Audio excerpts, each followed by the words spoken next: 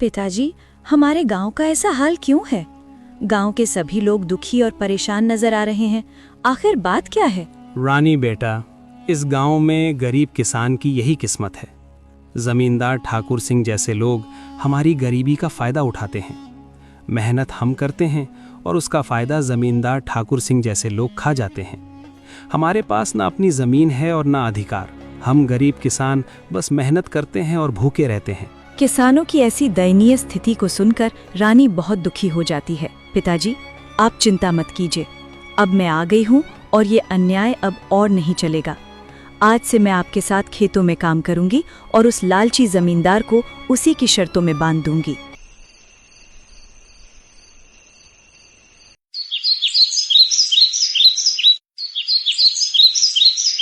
अगले ही दिन रानी जमींदार ठाकुर सिंह के यहाँ पहुँच जाती है।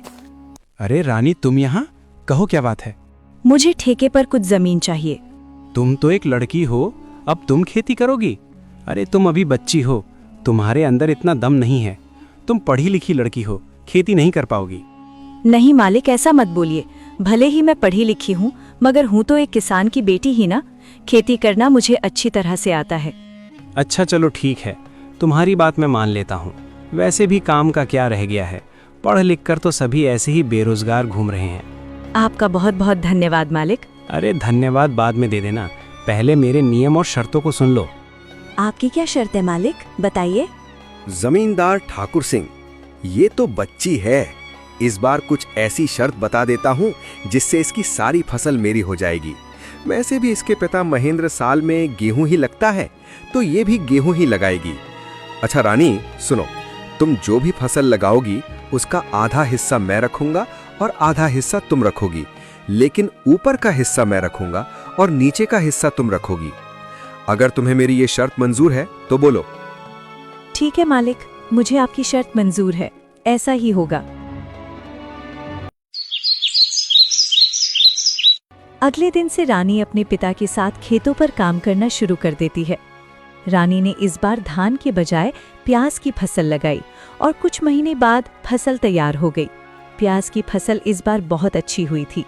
अब रानी और उसके पिता दोनों खेत से प्याज की फसल निकालने लग जाते हैं। फसल की खबर मिलते ही जमींदार ठाकुर सिंह रानी के पास आता है। अरे रानी, शर्त तो याद है ना तुम्हें? हाँ हाँ मालिक, मुझे सब कुछ याद है। आधा आपका और आधा मेरा, और आपने कहा था कि ऊपर का हिस्सा आपका होगा और नीचे वाला का हिस्सा मेरा होगा। देखिए मालिक, इसने तो चालाकी कर दी। ये धान की फसल नहीं है, ये तो प्याज की फसल है। अरे ये क्या रानी, इस बार तुमने प्याज लगाया है? ये तो आप ही की शर्त थी मालिक, और आपने ही शर्त बताई थी, और अब आप ही शर्त मानने को तैयार नहीं हैं। अरे लेकिन मैं इस घास फूस को लेकर क्या करूंगा, जबकि सारे प्याज तो तुम ले रही हो। मालिक, मैं कुछ नहीं जानती, आप अपना ऊपर का हिस्सा ले जाइए।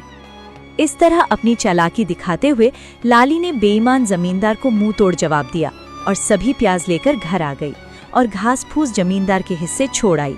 मालिक, पूरे गांव में आज तक किसी ने भी आपसे चालाकी दिखाने की हिम्मत नहीं की, और ये महेंद्रा की बेटी रानी इतनी आसानी से आपको बेवकूफ बना गई।